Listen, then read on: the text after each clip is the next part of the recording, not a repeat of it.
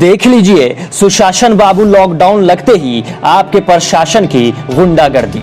Lockdown लगते ही मानो आपका प्रशासन 7वें आसमान पर पहुंच जाता है और अपने आप को देश का मालिक समझ बैठता है। तो अपने प्रशासन को समझाइए और सरकारी फरमान में इसके लिए भी एक लाइन जुड़वा दीजिए और उन्हें अहिंसा का पाठ पढ़वाइए, क्योंकि आपका प्रशासन अब गुंडागर्दी पर उतारू हो गया है। ताजा मामला शेखपुरा का है, जहां नगर परिषद के कर्मियों ने एक नींबू बेचने वाले की जमकर पिटाई कर दी। जब आपके सरकारी फरमान में घूम घूम कर सामान बेचने की आजादी दी गई है, तो फिर ये गुंडागर्दी क्यों हो रही है? अब लगता है कि आपके प्रशासन को एक एक्स्ट्रा क्लास की जरूरत है, तो उनका क्लास करवाइए और उन्हें मानवता का पाठ पढ़वाइए। क्या नाम है? क्या नाम है? पिंटू कुमार नाम है। कहाँ घर है? ये पंडित टोलवा सर जा रही है, मार दल के पैसा भैया। कौन मारा? पैर का इलाज कराए हाले के बाप रे बाप। कितना क्या चीज है पैर में आपका? पैर में हाल इलाज कराए तो गिर गए तो मोटरसाइकिल से आप मार दिया है, तो सोचना विचार। कौन मारा? चोरी डकैती कर रहे हैं जब मार दिया आगे बाप रे बाप। कौन मारा? पुलिस मारा है? मार दिया भैया के भैया। नगर परिषद भैया के भैया। अरे बाप रे बाप। अरे खाना लग रहा भैया। नगर परिषद ने मारा है? नगर परिषद ने मारा है? अरे बाप रे बाप। आपके कर्मियों को आम जनता पर लाठीचार्ज करने का अधिकार है? हमारे कर्मियों को लॉकडाउन इन्फोर्स करने का जिला प्रशासन के द्वारा आदेश है और उसी में वो लोग समुचित कार्रवाई कर रहे हैं। अभी एक आदमी को बेरहमी से पिटा गया है, जो करीब आधे 10-15 मिनट तक दर्द से छटपटाता रहा एक युवक। तो क्या इतना बेरहमी से पिटाई करने का अधिकार जिला प्रशासन ने दिया है सर?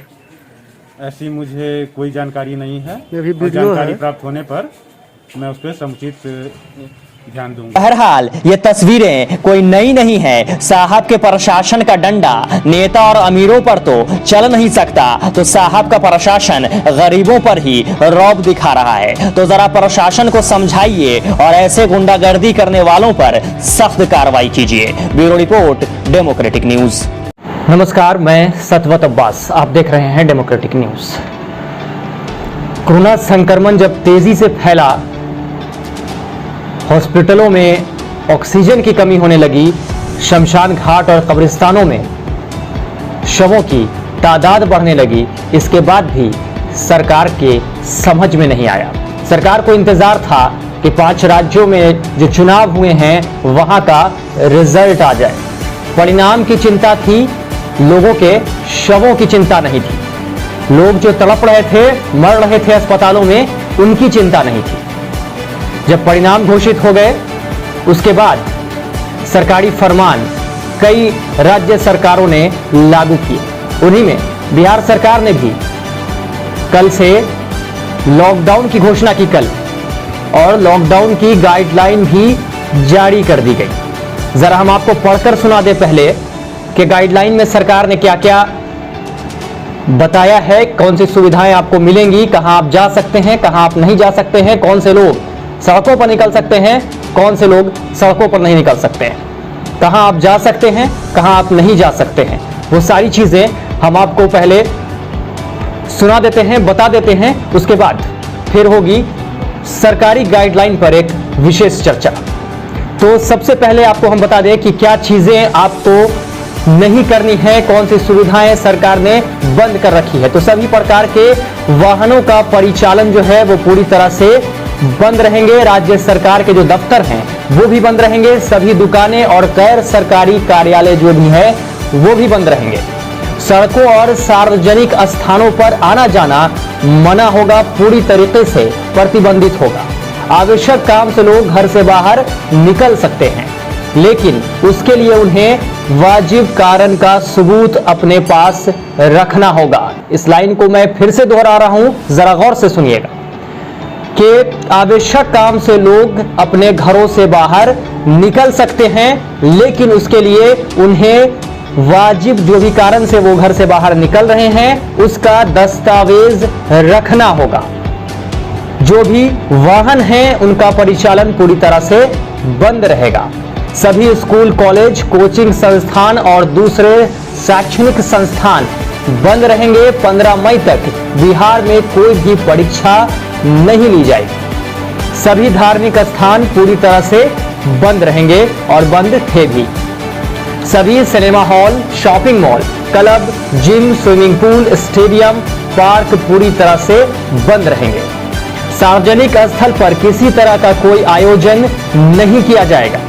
अब आपको छूट कहां से मिलेगी, किन किन चीजों में छूट रहेगी, वो भी सुन लीजिए। तो जिला प्रशासन, पुलिस, जल आपूर्ति, बिजली, स्वास्थ्य, दूरसंचार, डाक विभाग जैसी सेवाओं के दफ्तर को छूट मिली है, वो खुले रहेंगे। अस्पताल, जांच लैब और दवा दुकानें खुली रहेंगी। बैंकिंग, बीमा, एटीएम, औद्योगिक इकाई, पेट्रोल पंप, प्रिंट और इलेक्ट्रॉनिक मीडिया को इसमें छूट मिलेगी। किराना यानी खाने पीने के सामान की दुकानें, फल और सब्जी की दुकानें, मांस, मछली, दूध और पीडीएस की दुकानें सुबह 7 बजे से 11 बजे तक खुली रहेंगी। हवाई जहाज, रेल या बस से बिहार से बाहर जाने वाले के लिए पब्लिक ट्रांसपोर्ट जारी रहेगा, लेकिन उनमें क्षमता से 50% कम लोग ही बैठ पाएंगे। 50% यात्री ही सफर कर पाएंगे उस गाड़ी में। एयरपोर्ट या रेलवे स्टेशन आने जाने वाले वाहनों पर रोक नहीं होगी, लेकिन उनके पास टिकट होना चाहिए।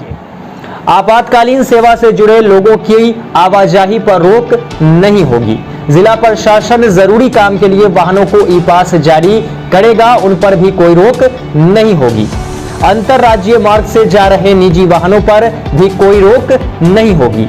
शादी ब्याह होगा, इनमें कोई बैंड बाजा या बारात नहीं होगा। शादी ब्याह के लिए 3 दिन पहले पुलिस को सूचना देकर अनुमति लेनी होगी। किसी भी शादी में 50 लोग ही शामिल हो पाएंगे। अंतिम संस्कार में ज्यादा से ज्यादा 20 लोग शामिल हो पाएंगे। रेस्टोरेंट और खाने पीने की दुकानें खुली रहेंगी, लेकिन वहां बैठकर खाने की व्यवस्था नहीं होगी। सिर्फ होम डिलीवरी के लिए ही खाने पीने की दुकानें को खोला जा सकता है।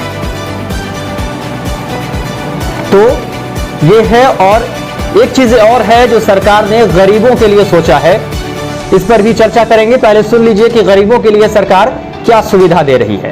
राज्य सरकार ने लॉकडाउन के दौरान गरीबों को सुविधा देने का भी ऐलान किया है।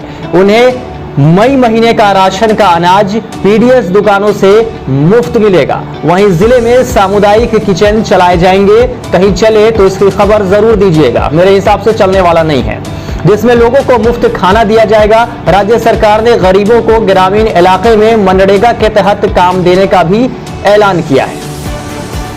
अब जो विशेष टिप्पणी है, क्योंकि सरकार ने गरीबों के बारे में सोचा है, तो आज जो विशेष टिप्पणी होगी मेरी, आज जो विशेष चर्चा हम करेंगे वो गरीबों पर ही करेंगे।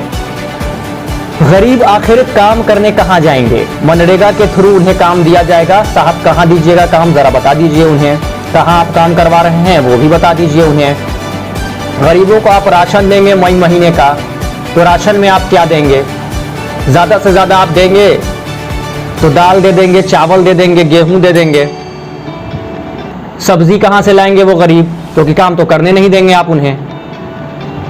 सरसों तेल इतनी महंगी कीमत में बिक रहा है, वो कहां से खरीदेंगे गरीब जब वो काम करने नहीं जाएंगे? उनके घर में सब्जियों में पड़ने वाला मसाला कहां से आएगा? जरा ये सब का भी इस पे मेंशन कर देना चाहिए था आपको कि सिर्फ राशन ही नहीं, तेल भी मिलेगा, सरसों का सब्जी भी मिलेगी, उन्हें मसाला भी दिया जाएगा, क्योंकि आप काम तो उन्हें करने नहीं देंगे। जो शहरों में जाकर लेबर चौक पर खड़ा होकर काम ढूंढते थे, अब जो जरूरी दस्तावेज आप मांग रहे हैं, अगर किसी को घर में काम करवाना पड़ेगा, लेबर चौक से वो मजदूरों को लाता था जो ईंटा ढोते थे, बालू ढोते थे, या किसी तरह का घरेलू काम होता था वो बुला के करवा लेते थे, उसका दस्तावेज वो कहां से लाएंगे? वो दस्तावेज कौन जारी करेगा साहब?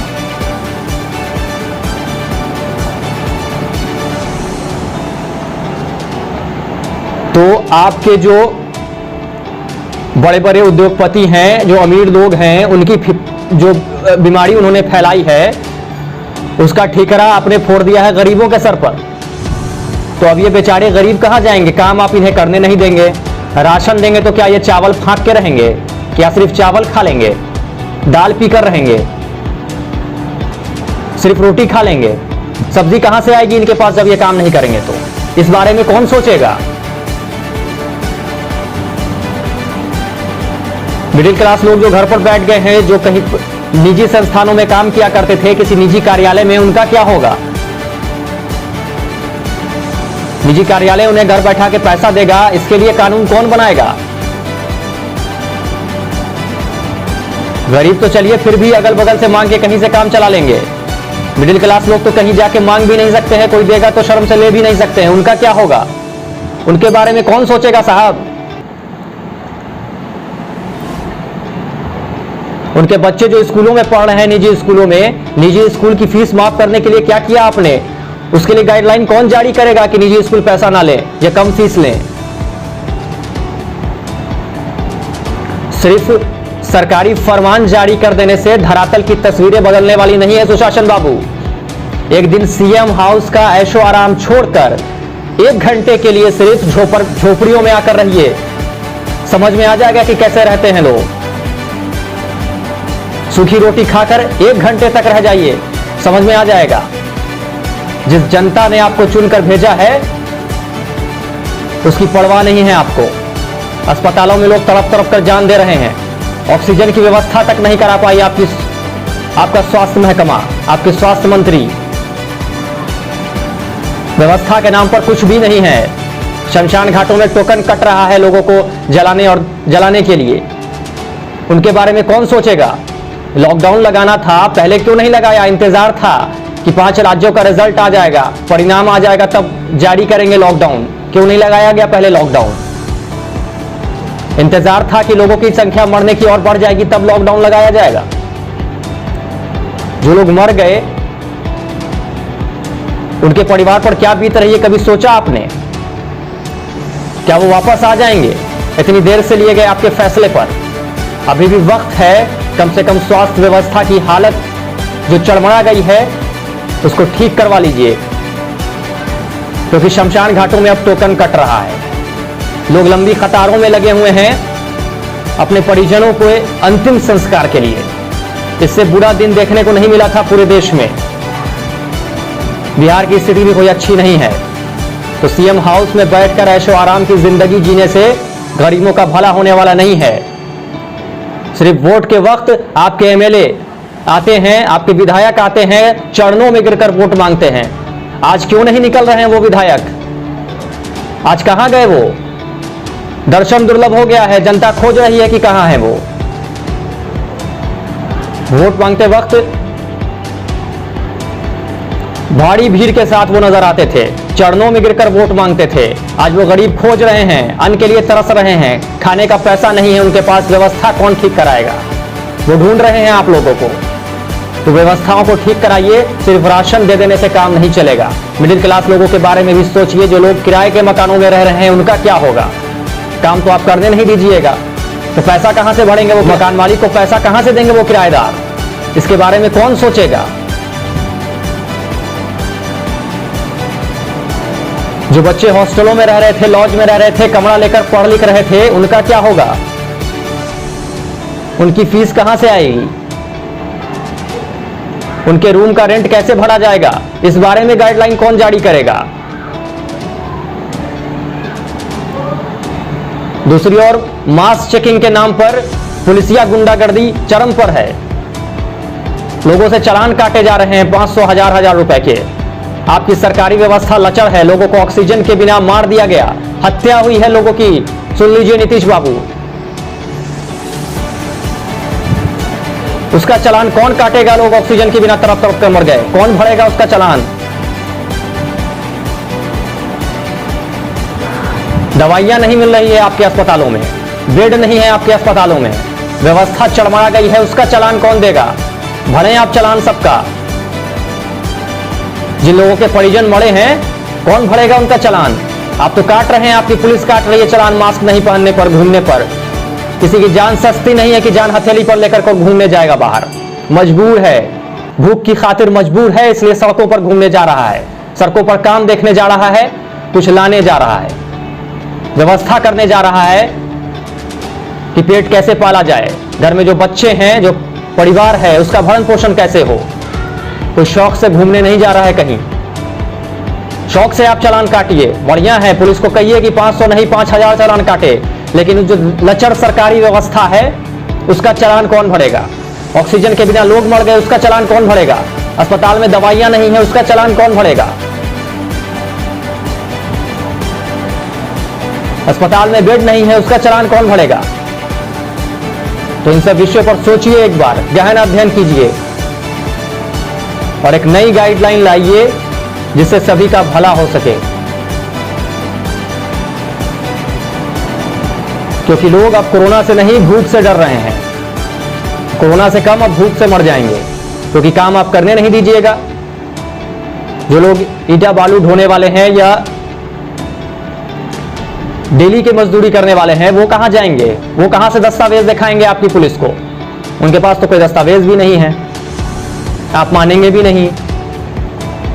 उनको लठियाएगी आपकी पुलिस सड़कों पर देखेगी तो। क्योंकि बड़े और अमीरों पर तो आपका रौब चलता नहीं है, उन्हीं गरीबों को प्रताड़ित किया जा रहा है। तो उनके विषयों पर सोचिए कि आखिर उनके घर सब्जियां कहां से आएंगी? सरसों तेल जो आपने इतना महंगा कर दिया है, वो कैसे खरीद पाएंगे गरीब बिना काम किए?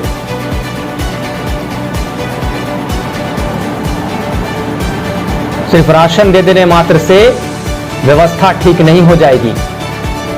आपने कहा है कि सामुदायिक किचन चलाया जाएगा, वो भी देखना है कि कितना सामुदायिक किचन चलाया जाता है, कितने लोगों का भरण पोषण होता है उस सामुदायिक किचन से।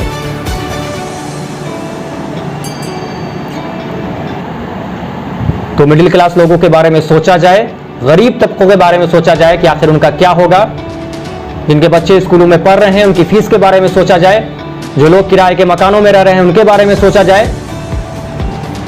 जो बच्चे किराए के मकानों में रहकर पढ़ाई कर रहे हैं उनके बारे में सोचा जाए। शिक्षा व्यवस्था तो चरमरा गई ही है। बिहार की पहले से चौपट थी, अब और ज्यादा चौपट हो गई है। भगवान भरोसे है उनका कैरियर, भविष्य अंधकार में जा चुका है। तो आखिर उनका क्या होगा, इस विषय पर सोचिए और जल्द ही कोई नई गाइडलाइन लाइए जिनसे उनका जीवन पटरी पर आ सके। क्योंकि लोग त्रस्त हैं और अभी भी शायद जनता बड़ी भोली है, आपसे कुछ आस लगाए बैठी हो। तो उनके विषय पर सोचिए, गहन अध्ययन कीजिए और नई गाइडलाइन लाइए।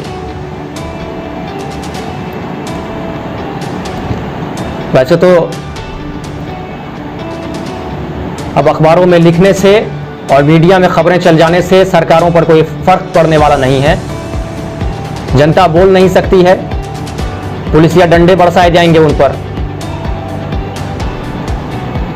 तो बेचारे कहां जाएं वो।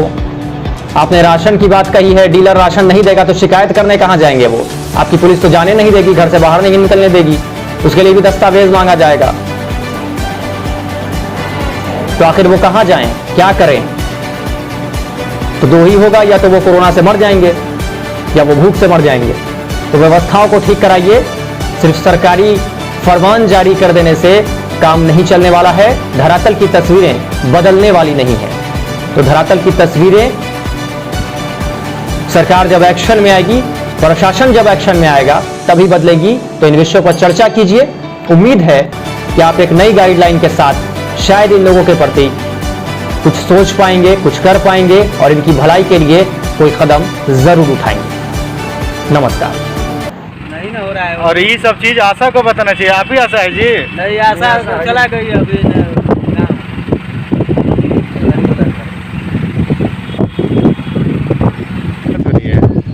मरीज का हमारा हालत खराब है। उसको बुखार, दर्द और ये खांसी, सर्दी, 2-2.5 घंटा से हम लोग यहाँ पड़े हुए हैं, किसी डॉक्टर का पता नहीं। क्या बोल रहे हैं? पूछने पर लोग बोल रहे हैं कि प्रभारी को खुद कोरोना पॉजिटिव हो गया।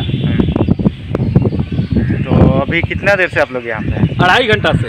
तो डॉक्टर यहाँ पे अभी नहीं है? लोग बता रहे हैं कि 10 बजे के बाद आएंगे। अच्छा, तो 10 बजे के पहले तब तक पेशेंट का क्या हाल होगा बताइए? कहीं कोई स्टाफ पे, वहाँ भी पेशेंट बहुत सारे लोग बैठे हुए हैं। हाँ। अंदर में भी बैठे हुए हैं। जिससे पूछा जा रहा है उसी ऊपर थी जो साफ कर रही थी, बोली कि 10 बजे के बाद आते हैं डॉक्टर। अच्छा, कौन जगह है ये? हैं? कौन जगह है ये? करगहर। क्या नाम है आपका? हमारा नाम पिंटू से, कहाँ से मरीज को लाए हैं? सेंदुआर से।